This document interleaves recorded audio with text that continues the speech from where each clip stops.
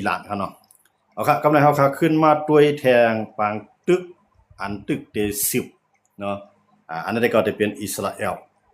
เลตุรกีเนาะเฮียงเลยอิสราเอลเลตุรกีเนี่ยที่มามังกันนั่นเนี่ยทีนั้นก็เมื่อตั้งในมือพองขยามปาชาอาชัดผู้นำซีเรียเนาะตึกเปลี่ยนประธานาธิบดีนั่นก็อิหร่านก็ซ้ำใจตุรกีก็ซ้ำมิสุนมาตึกเปียดเอียนเฮียงของปาชาอาชัดอิสราเอลก็มิสุนตึกเปียดเอียนเฮียงปาชาอาชัดตั้งสวีเดนเขาจะในเนาะหลายเมืองค่ะเนาะอันกันตึกอันเป็นตัวแทนปาชาอาชัดนะครับเนาะอันเป็นจุ่มฮิตบุลลอเขาเนี่ยจุ่มฮามาสเขาเนี่ยจุ่มมันเกี่ยวข้องอันอยู่ไว้ที่ในเมืองซีเรียเหมือนตั้งค่ะเนาะว่าเสอัลเมราซาลาขึ้นมาเป็นไผ่เปี้ยวนั่นเนี่ยกำลังอิสราเอลนั่นก็ว่าวันตั้งนานเนี่ยกูมันเป็นพี่ต่ออิสราเอลก็ลักเครื่องมีในกับทุบเปียดอันเป็นกว้างเครื่องมีนะครับเนาะกว้างเครื่องมีนั่นอยู่ไว้ในเมืองซีเรียน่ะกำลังตุรกีในซ้ำที่เข้ามาปกป้องมันขึ้นอันเป็นตับกลางหาวนะครับเนาะที่ลงเครื่องมีน่ะก็ในอิสราเอลซ้ำว่าวันตั้งนานในตุรกีเนี่ยมันจำเป็นพี่ต่อเขาตุรกีที่มาตั้งตับซึกที่มาตั้งตับเครื่องบินมันในเมืองซีเรียอิสราเอลก็ลากเครื่องบินกับทุบไปทางกับทุบไปทางมันกับทุบไปเป็นของซีเรียเลยตั้งตุรกีที่หัวมือนะครับเนาะกำในตุรกีได้รับว่าเขามันทำใจเดียวยังซื้อเข้ามาที่ไหนกำในซีเรียก็รับว่ามันใจตุรกีถึงแล้วยังซื้อเข้ามาที่ไหนแล้วก็อิสราเอลสำหรับว่าข่าวสื่อข่าวมอสซาดของอิสราเอลนั้นมีข่าวเป็นทางการมีข่าวอันเต็ดโตว่าตับซึกตุรกีในเข้ามาแต่ได้ตั้งตับซึกอันในแต่ได้ตั้งตับเครื่องบินได้ขึ้นมาตับกลางหาวนะครับเนาะเพราะว่าให้อย่างเลยอิสราเอลในไม่ใจละในร่องตุรกีครับเนาะเพราะว่าตุรกีในเมืองต้าในมันก็เป็นเมืองหนึ่งเตียนลูกลามเมืองเปิ้นนะครับเนาะเมืองต้าในเขาได้ห้องอย่างในออตโตมันเนาะก่อนที่มาเป็นตุรกีนะครับเนาะเขาห้องออตโตมันเป็นออตโตมันว่าเมืองหลายเมืองเรียกก็ออตโตมันในขึ้นกับญี่ปุ่นกับเมืองต้าเขามายึดปาเลสไตน์เนาะยึดอิสราเอลยึดหลายภายครับเมืองต้าเนาะมืออิสราเอลไปมีเมืองก้อนคอครับเนาะมันกูปอกครับเนาะเมืองต้ากำไรเพราะว่าเสออตโตมันในซุ่มอังกฤษในขึ้นมายึดว่าอังกฤษขึ้นมายึดแล้วอังกฤษนี่ก็เมียงแผ่นดินปันปาเลสไตน์เลยตั้งอิสราเอลก็ได้เผยถึงนั้นมาในอเมริกานำขึ้นรับพ้องว่าอิสราเอลในหรือเป็นเมืองก้อนขอไว้กาซัมกับรับพ้องวันปาเลสไตน์เป็นเมืองก้อนขอรับพ้องอิสราเอลเป็นเมืองก้อนขอนะอเมริกันเนี่ยลักจ้อยแถมอิสราเอลขึ้นมาอิสราเอลก็เลยเมืองก้อนขอมายันเพื่ออเมริกันมักมันบรรทัดเนาะก็ในอิสราเอลซ้ำว่าเสประชาอาชาติเขาตึกกันนะครับเนาะเขาตึกกันมือปังตึกอย่างไรเขาปังตึก7 วันปังตึก6 วันครับเนาะปังตึก6 วันมันก็ติดตึก6 เมืองนะที่ป้าทั้งอียิปต์เนี่ยจอร์แดนเนี่ย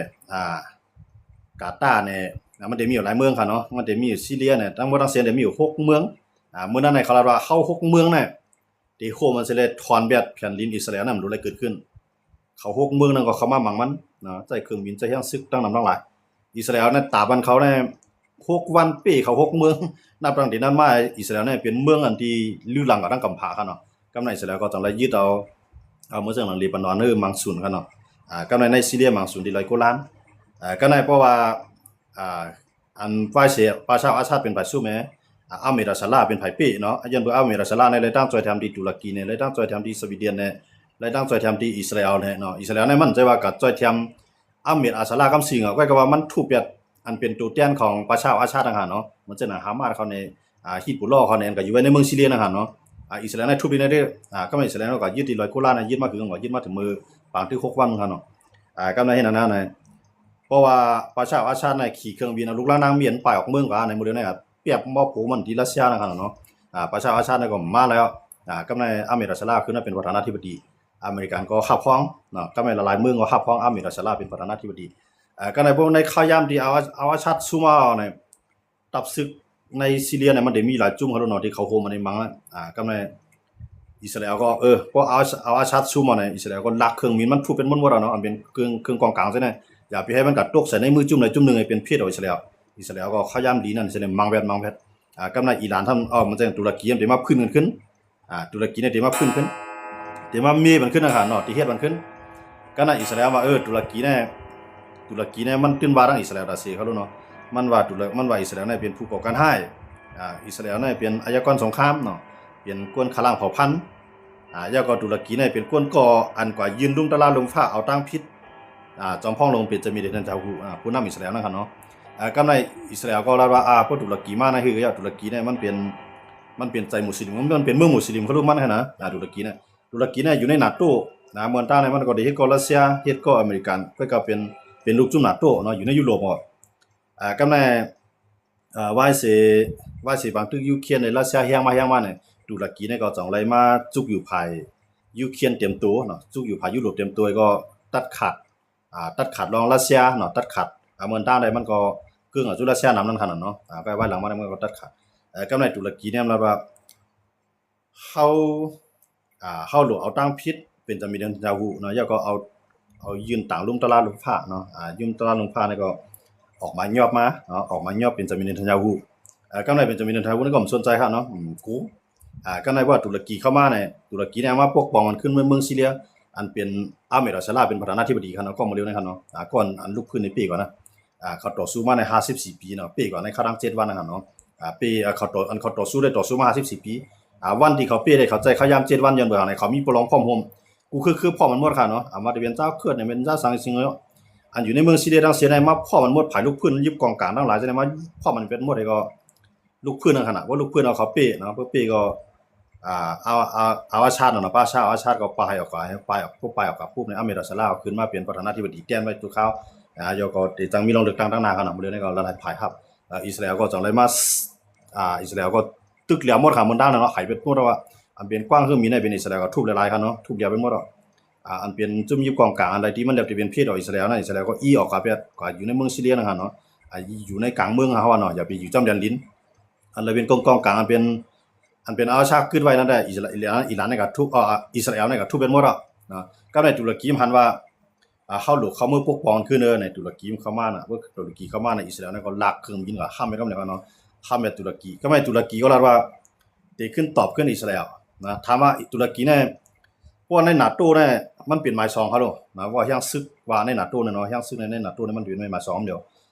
มันตามอเมริกันกันเร็วขนาดเนาะหมาย1เนี่ยเป็นอเมริกันหมาย2เนี่ยเป็นตุรกีนะมันเป็นยังซึกนำมาเนาะเครื่องลังนักเครื่องเทคโนโลยีเครื่องบินเนี่ย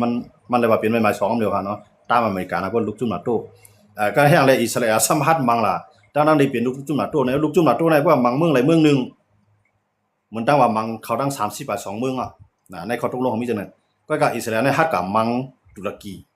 มันจะว่าฮัดกับมังในเมืองค่ะนะเพราะกับมังในเมืองตุรกีได้มันได้งานนาโต้เลยอิสราเอลเนี่ยแต่ว่ามันก็ฮัดกับมังในเมืองตุรกีก็เพราะว่าตุรกีมาในเมืองซีเรียเนี่ยเฮาถึงเตรียมปล่อยไว้เฮาถึงได้มังก็ในพวกมังกันจุ่มดอกจุ่มมังกันในมันพวกว่าอิสราเอลเนี่ยเข้ากับมังในตุรกีไล่ก็ในตุรกีที่มามังในอิสราเอลก็ไล่ยันว่าเนี่ยมันมีอเมริกันนะมันมีอเมริกันเนี่ยแล้วในวงการตุรกีเลยตั้งอิสราเอลเนี่ยไผมีพรดีต่ออเมริกันนะเนี่ยอิสราเอลเนี่ยซ้ำมีพรดีต่ออเมริกันนำเลยสิตุรกีเนี่ยเป็นลูกจุ่มนาโต้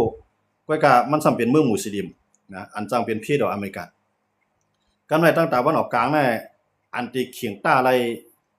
ตั้งแต่วันออกกลางหลายเมืองเนี่ยมันมีอิสราเอลอันที่อเมริกันที่จะใหญ่ได้ห้างนั่นครับเนาะอย่างนั้นว่าตุรกีก็มันจังข้ามมามังในเมืองอิสราเ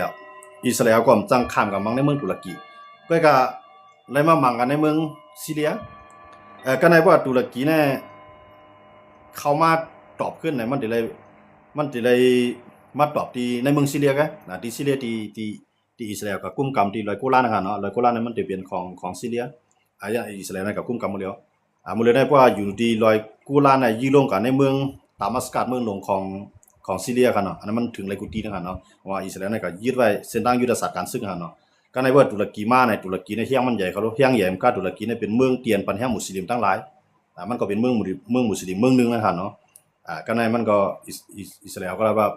เปลี่ยนหือมาก็ย่อเพราะว่าตุรกีมาเนี่ยเขาพร้อมเฮ็ดบางตึกเมื่อตั้งในตุรกีย่ำหลอกอิสราเอลไว้ครับเนาะเพราะว่าอิสราเอลเนี่ยตึก10ตึกคิดบ่ลอกตึก10ตึกหามาอยู่ที่ๆเนี่ย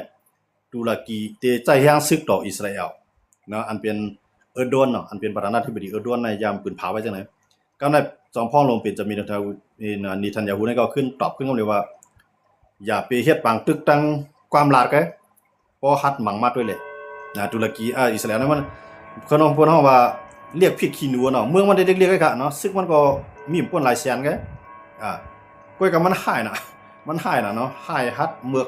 ยาวดีมันหมดเอาเนาะทั้งหายทั้งเมือกทั้งฮัดดื่มกูผีกูพายเขาเนาะเพราะว่าอันมันกลัวแล้วมันกลัวอเมริกันไงนะเมืองไหนก็ยาวที่พร้อมแต่ที่มังอิสราเอลนะอิสราเอลในพร้อมแต่ที่ตอบขึ้นกูเมืองอ่ะเนาะอย่างนั้นเลยดองว่าตุรกีเนี่ยมันรัฐว่ามันเขาเนี่ยก็เป็นมหาอำนาจทางการซึ่งเมืองนึงมันแค่ว่าจังได๋ฮะเนาะเฮาในตีนนุนลังฮิตปุลลอตีนนุนลังฮิตมันจะตีนนุนลังเลบานอนเนาะเลบานอนในฮิตปุลลอนั่นมันจะเดียวกันเนาะก็ฮิตปุลลอเนี่ยมันเป็นตัวแทนอิหร่านเนาะเลบานอนเนี่ยมันเป็นโรงบองซึ่งก็ฮิตปุลลอเนี่ยเมื่ออยู่ในเมืองเลบานอนที่ไหนกันเนาะกับในอิสราเอลนั้นมันก็ทุบในเมืองเลบานอนครับผมทุบในเมืองเลบานอนมันทุบฮามาสได้เหรอกับในตุรกีซะว่าเพราะว่าอิสราเอลเนี่ยมาทุบเลบานอนในตุรกีได้ส่งแฮงซึกเข้ามาจ่อยนะส่งแฮงซึกเข้ามาในเมืองเลบานอนเนี่ยก็มาจ่อยกับในอิสราเอลก็ว่าเพราะว่าเผยมาก็อย่าเฮาตื่นได้เฮาตื่นได้เขียงต้านะกับในตุรกีแล้วว่าที่มาติดตึกใส่อิสราเอลตุรกีเนี่ยมันหลอกเนาะหลอกหลายปกอิสราเอลเนี่ยมันโกฮะเนาะอิสราเอลเนี่ยว่ากลุ่มโกก็หันจังแรงเนาะเพราะว่ามันฮู้ว่าตุรกีเข้ามาอยู่ในเมืองซีเรียเนี่ยมันทุบคนเดียวครับว่าทุบปุ๊บในตุรกีว่าได้ตอบขึ้นในต่อเทือนมาในตุรกีให้ไปฮัดเขาเนาะสังว่ามันมังอันดูเมืองต่อเมืองมีพายุงในมีพายุอิสราเอลก็มีพายุงตุรกีก็มีพายุงในเพราะเมืองต่อเมืองมันว่าเนี่ยเพราะเครื่องเทคโนโลยีคือจ้างมันว่าก็อิสราเอลเนี่ยได้เลยว่าได้แข่งเลยตุรกีอีกนึงเขาอยู่เนาะว่ามัดด้วยนะครับนะเพราะตั้งนำมันว่าได้ตุรกีนำเด้อกำในอเมริกันในที่ปัน F35 เนาะปัน F35 ในปันตุรกีอิสราเอลในสารคัดไว้กำเดียวกันเนาะเพราะว่าอเมริกันปันตุรกีก็เหมือนตั้งว่ากับปันแห่งผู้เขียนอันเป็นอิสราเอลก็ตั้งในอิสราเอลและอเมริกันในเป็นผู้ดีจำใจเด็ดๆอิสราเอลในห้ามไว้กำเดียวครับเพราะอิสราเอลห้ามไว้ในอเมริกันก็พัดปันครับเนาะ F35 แต่ว่าเฮาเข้ามาด้วยเนี่ยเพราะว่าตุรกีเนี่ยมันเกื้องมากเขารู้ว่าปกเกื้องจุรัสเซียมาปกเกื้องจุเขเนาะบางปกก็เกื้องจุมุสลิมกำในอิสราเอลเนี่ยเป็นขึ้นมาก็ย่อมันตึงเกื้องจุอเมริกันนั่นขนาดเพราะว่ามังในมออเมริกันห้องมันได้กับมังเมืองหลายมออเมริกันห้องมากได้มันพร้อมได้มังกูเมืองเพราะกับตุรกีน่ะมันจะจังนั้นครับเนาะตุรกีน่ะเป็นยุโรปเนาะยาก็เป็นลูกจุ่มนาโตก็ตุรกีเนี่ยมันเอาเป็นเมืองมหาอำนาจเมืองนึงนั่นขนาดเนาะก็กับมันทำกับตุรกีเนี่ยมันก็เฮ็ดก็พลาในมื้อเร็วในตุรกีซาอุปากีสถาน3เมืองในมาจูกันอันนั้นก็ก่อตั้งมันจะว่าคล้ายๆนาโตนะครับเนาะตั้งขึ้นมาเพราะว่าภัยเมืองไหลมาตึกเขามาตึกปากีสถานก็ย่อเหมือนตั้งตึกบ้านตุรกีมาตึกซาอุก็เหมือนตั้งตึกตุรกีมันจะว่าเขากับคมมันไว้แฮงซึ่งนะครับเนาะก็ในพวกเฮ็ดนั้นน่ะตาเขาได้มีเคียงตาต่ออิสราเอลสังว่าวันนึงว่าอิสราเอลมังเขาในเขาจะในก็ได้โฮมมือนมาอิสราเอลก็อิสราเอลนั้นมันมีพลาเนี่ยมันมีอเมริกันเนาะหมดเลยในอันปันแห้งมันเตรียมพร้อมในมีอเมริกันก็มันจังเป็นอิสราเอลครับเนาะอิสราเอลเนี่ยมันเป็นเจ้าเคยอยู่กันเจ้าเคยอยู่เนี่ยเป็นกวนเตียนมีออดีลีเฮ็ดเครื่องเทคโนโลยีแข็งเนาะเฮ็ดเครื่องลักนับแข็งมันเจ้าหนังอลันโดมน่ะเนาะอลันโดมเฮ็ดกันดังกะหาวเนี่ยอิหร่านเนี่ยยื้อมันอิหร่านยื้อมันมาบ่ดังเนี่ยหาเฮียงดุกเจ้าเนี่ยบางวันเนี่ยครับเนาะบางวันก็โหเฮียงดุกมันยื้อมาเนี่ยมันยื้อเลยนะมันยื้อเลยดังกะหาวเฮเลยดังกะหาวเนี่ย99%เนาะก็มันในหูปากเนี่ยมัน99น่ะมันจะว่ามีปุ่นเหลียวกันน่ะอันที่มันเฮอะไรกันเนาะต้องว่าอิสราเอลเนี่ยมันนำกับมันแข็งแฮงน่ะแล้วว่ากวนก่อนในกวนคืนในเผาอะไรก็เป็นอ้อยดีของมันก็มีที่ใจใหญ่พวกตายก็พร้อมตายพร้อมต่อสู้เนาะเขาเป็นคือเตียนมีศาสนาเคร่งครัดเหมือนกันเนาะศาสนาเนี่ยมันจะว่าศาสนาที่เขายุ่มย่ำนั่นน่ะนะศาสนาที่เขายุ่มย่ำของเขานั่นเขาก่อนที่ไรก็อย่างในอิสราเอลนะครับเนาะเขามาอยู่เมืองเกียงใหม่เกาหลีก็อยู่เมืองปายอำเภอปายที่เมียงซอนเกาหลีในเขาที่เขามาตั้งบวชอยู่ของเขานะครับเนาะเขาได้มีแต่จังนั้นเนี่ยเขายุ่มน้องศาสนาเขานั้นเขาก็ยุ่มแห้งกันเนาะว่าคำยุ่มมันจะว่ายุ่มป้องงือนะมันจะจังนั้นก็เฮาว่าเนาะเขายุ่มแนวตั้งที่ว่าเมืองเขาที่มีมาเนี่ยมันเป็นพระเจ้าเขาเฮ็ดปันเขาอยู่มาจังได๋เดี๋ยวเขาก็นับยำต่อถึงมันบ่ได้เขาเนาะอิสราเอลนะครับเนาะอันนั้นเป็นแนวตั้งที่อิสราเอลเขาเฮ็ดเนาะต้องว่าเฮาเข้ามาด้วยในปางตึกตุรกีเลยอิสราเอลถามว่ามันได้ตึกกันท่าไหนได้ก็เข้ามาด้วยป้อเอาอิหร่านว่าได้มันใครตึกนะอิสราเอลก็พร้อมรับมือก็การทั้ง2ก้อนนะมันเป็นอ้อยหลีของอเมริกันทั้ง2ก้อเนาะตุรกีก็เป็นอ้อยหลีของอเมริกากำในอิสราเอลก็ซ้ำเป็นอ้อยหลีของอเมริกันก็ว่าที่อิสราเอลกับมังใส่ที่ในเมืองซีเรียนั่นได้อเมริกันก็ซีเนอิสราเอลอยู่เหมือนกันครับเนาะอิสราเอลเนี่ยมันหาลองเฮ็ดให้มันตึงเครียดขึ้นมามันจังว่าเฮ็ดให้มันสุกยุงขึ้นมาก็มันมีฟ้อนอีสังอเมริกันก็ให้แกง ห้ามไว้นั่นน่ะเนาะเฮ็ดจังห้ามไว้ก็อิหร่านก็เยียนเอาแลอิสราเอลก็ห้ามไว้ว่าเฮ็ดไหนได้ต้องสองก้อนในกึดกว่าบ่ว่ามีอเมริกาในคาสองก้อนในคาได้มังกันนะเนาะอิสราเอลตุรกีเนี่ยคาเป็นปางตาปางตึกนำลายมาได้เขาเปลี่ยนมาคือเนาะเนาะตุรกีเนี่ยมันได้หลายอิสราเอลรัสเซียเขาเนาะก้อยก็มันมีอเมริกันเนาะอเมริกันเนี่ยเพราะอเมริกันอำปันภายนึงตึกในเพราะตุรกีมาตึกอำทอมอเมริกันเขาได้จอยอิสราเอลไว้มังตุรกีก็ได้เพราะอิสราเอลเนี่ยมันทอมอเมริกันที่ขึ้น10กับมังตุรกีอเมริกันก็เพื่ออเมริกันเนี่ยมันจอยอิสราเอลเนี่ยก็ทุบทั้งอย่างแล้วว่าการไล่ถอมมาหมดเลยเนาะทั้งสองฝ่ายเนี่ยก็ถอมในปังตึกเนี่ยก็เย็นกว่าตุรกีเนี่ยก็ยากกินกว่าลายๆนั่นขนาดเนาะมันวานติดตอบขึ้นหน่อยก็มันตอบเนาะพัดตอบก็ตอบอิสราเอลตื่นมาเขารู้ว่าอิสราเอลเนี่ยมันว่าพวกอิหร่านมังว่าก็เข้าพร้อมแต่ได้รับมือต่อสู้กันเดียวเนี่ยมันว่าไปจากนั้นเดียวกันเนาะหางแหนเครื่องบินพร้อมหมดแล้วขนาดอิสราเอลนะครับเนาะตุรกีก็หางแหนพร้อมหมดก็การมันมีปีใหญ่ของมันอเมริกันครับเนาะอเมริกันเนี่ยติดจันหางเขาไว้เพื่อก่อนอะไรก่อนหนึ่งเด็กเข้ามาเนี่ยก็ตัวโผล่รูปร่างอีดอนเนาะอเมริกันเนี่ยเด็กใจลอกไล่ในครับเนาะลองตุรกีเลยตั้งอิสราเอลนั่นก็ไปสร้างเกิดเปลี่ยนแปลงตึกกันมากครับเนาะกำลังเขาคำว่าตึกนั้นมันได้ยาวครับเนาะเมื่อเช้าหลังเมื่อเดือนนี้เขาคำว่าด้วยแล้วอิสราเอลและตุรกีเนาะเมื่อเดือนนี้ก็เคียงข้างกันอยู่ใกล้กับว่าพัดตึกทั้งสองฝ่ายในห้างแฮนไปหมดกันนั้นครับก็ไม่เขาขาขึ้นมาด้วยบางตึกรัสเซียและยูเครนอีกตอนหนึ่งครับเนาะบางตึกรัสเซียและยูเครนเนี่ยมันตึกกันในตั้งแต่ปี2022ครับเนาะเมื่อเดือนนี้ก็ปี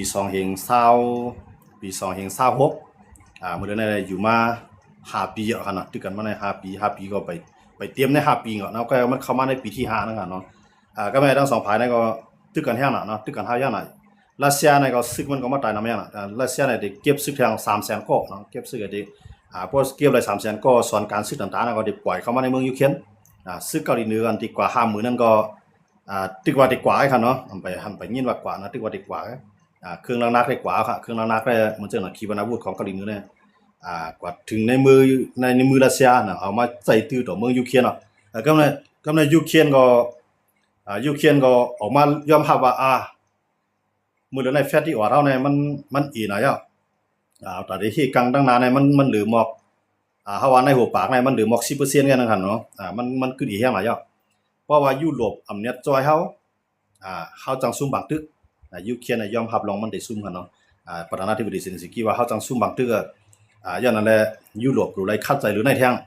มื้อเดือนในอังกฤษเนาะเป็นจอมพ่องหลวงในเมืองอังกฤษเนี่ยเขามาทบประธานาธิบดีเซเลนสกี้เนาะของยูเครนมาทบกันเนี่ยก็มาตกลงกันทั้งฝรั่งเศสและอังกฤษเยอรมัน3เมืองเนี่ยก็ปีที่มาก็เฮาติช่วงมันจึงในเมืองอังกฤษเนี่ยมันเฮ็ดอะไรอันเฮ็ดกันทางการหาวนะครับเนาะขีปนาวุธเฮ็ดกันทางการหาวเนี่ยมันเฮ็ดอะไรกำไรก็เดี๋ยวเขาว่าพิมพ์เขียวเนาะพิมพ์เขียวมันจึงว่าแบบมันกูจะก็รอหาเนาะอันดับที่เฮ็ดสร้างเดี๋ยวมาเฮ็ดในเมืองยูเครนตกลงกันเนาะพวกเฮาได้ใจให้ส่งมาเหมือนจะเอาแฟตที่ออดในของอเมริกันเขาทั้งสิ้นที่ส่งมาเนี่ยมันต้านเอามันต้านเอานัดต่อครับกันใน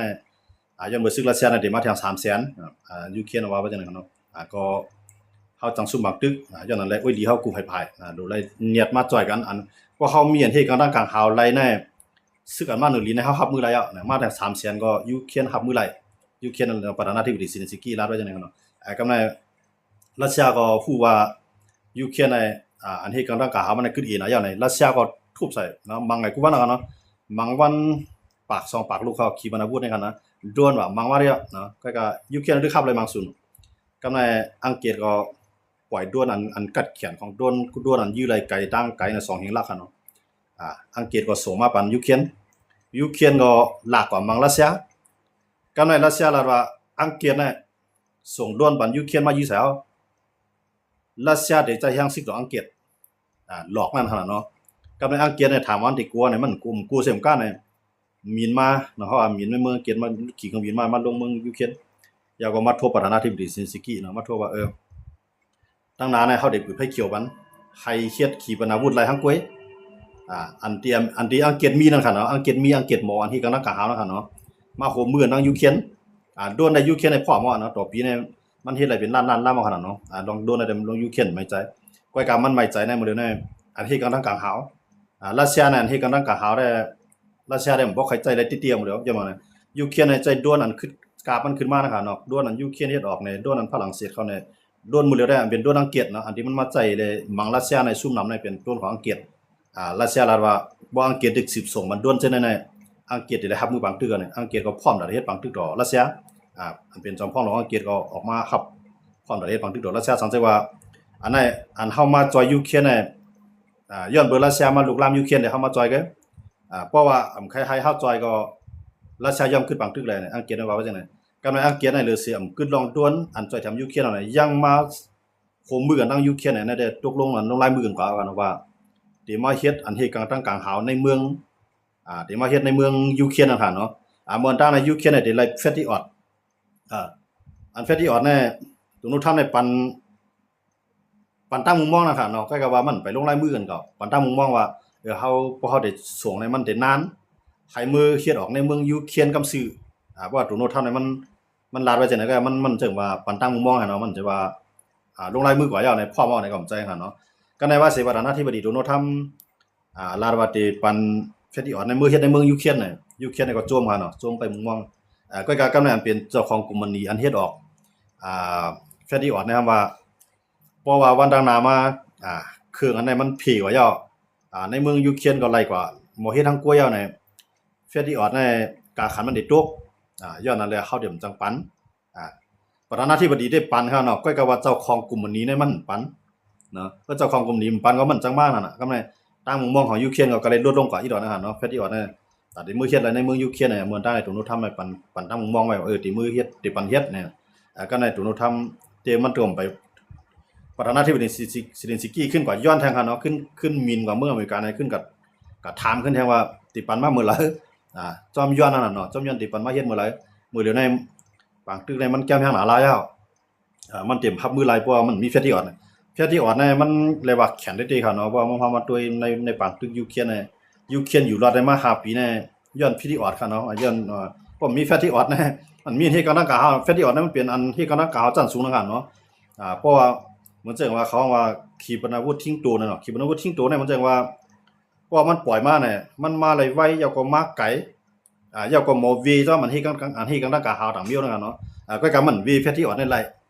อันว่าขีปนาวุธทิ้งตัวนะครับเนาะอันปล่อยตัวลงมาเนาะเพราะมันขึ้นมาของว่าจันพญากาศเนาะจันเพิ่นจันเพราะมันขึ้นว่าจันเหนือกลางหาสูงๆนะครับเนาะมันเหนือกลางหามันสิมีหลายท่าพอเนาะว่าขึ้นว่าจันสูงๆเนี่ยมันหาเนาะมันขึ้นมันรับกับกลุ่มเขาเนาะมันจังเฮาขี่เครื่องบินขี่เครื่องบินปุ๊บเนี่ยเพิ่นขึ้นจันบักกลุ่มเนี่ยหำหันซาเขาลงเหนือเมืองกวนในหำหันเอาหันบักกลุ่มแม่หันเนาะก็ขี่เครื่องบินเนาะอันนั้นมันได้ขึ้นกับเหนือจันอวกาศในขึ้นกับจันสูงหรือนั่นแท้เหนือสูงหรือเครื่องบินเนี่ยเนาะยาก็มันปล่อยตัวมันลงมาวูบเนี่ยมันมาไว้น่ะมันลูกสูงๆลงมาซื่อๆตีอันมีเฮ็ดกลางนักกะหาวนะครับเนาะเพราะมันเป็นอันจันใจเฟตติออดเนี่ยมันเต็มพับเลยตันก็เฟตติออดเนี่ยเพราะมันติมาถึงในลายปากลักเนี่ยมันเขาว่าความร้อนมันเนาะตั้งไม้มันน่ะมันไม้เขารู้เนาะขีปนาวุธที่มาเนาะเพราะว่าไอไม้ไอเหลือมันมาถึงไอ้เฟตติออดเนี่ยขึ้นก็ขับใน 2-3 ปากลักค่ะเนาะตั้งไกมันค่ะเนาะ 2-3 ปากลักเนี่ยมันก็จะง่ายๆค่ะเนาะมันขึ้นก็ขับได้หมอกล้านครับเดี๋ยวกันเนาะเฟตติออดเนี่ยเนาะแล้วย้อนได้ว่าอันมื้อเดียวได้ในดวงฟ้าเนี่ยเนาะเขาว่าอันลังที่สุดในอันนี้กำลังกะหาวเนี่ย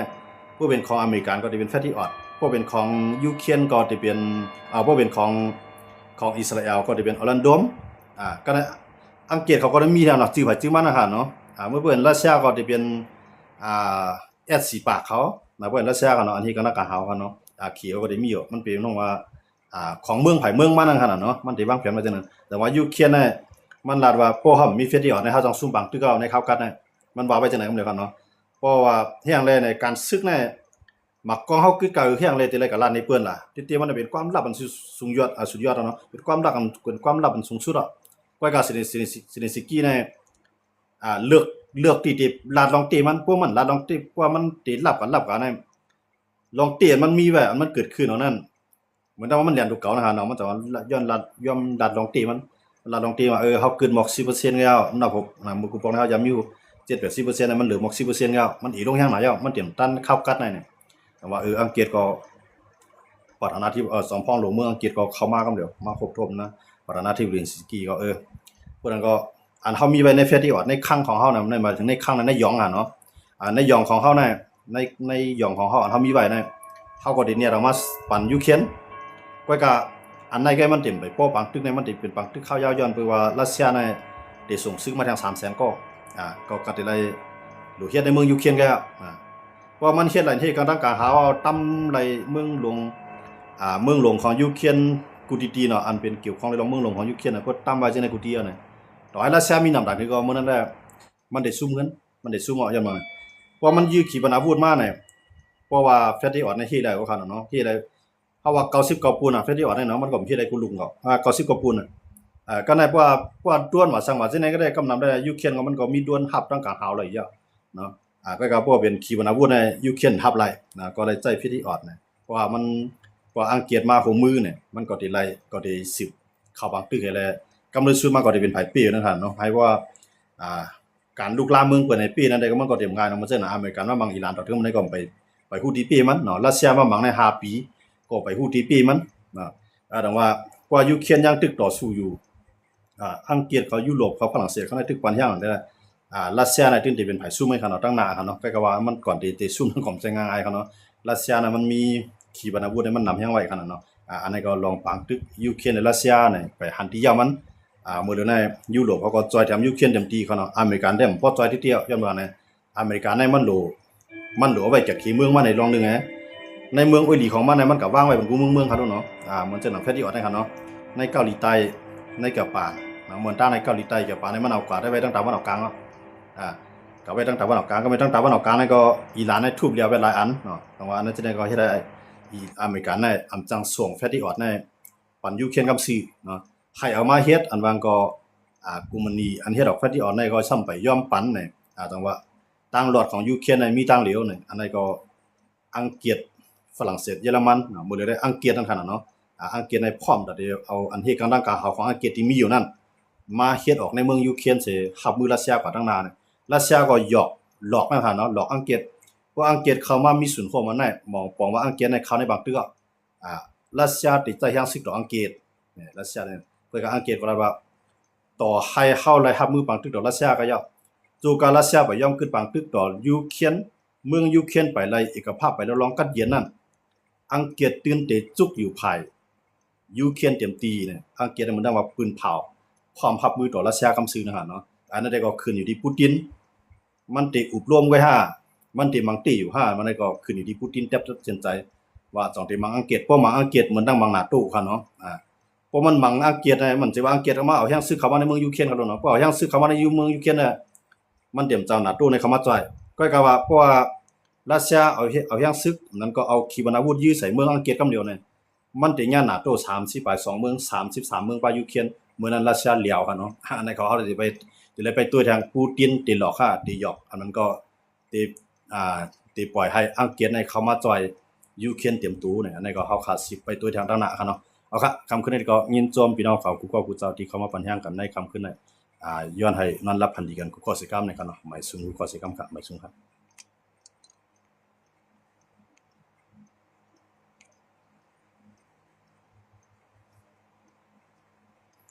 พี่จอมหันถึงเชิงหือมานปึดปางตึกต่อ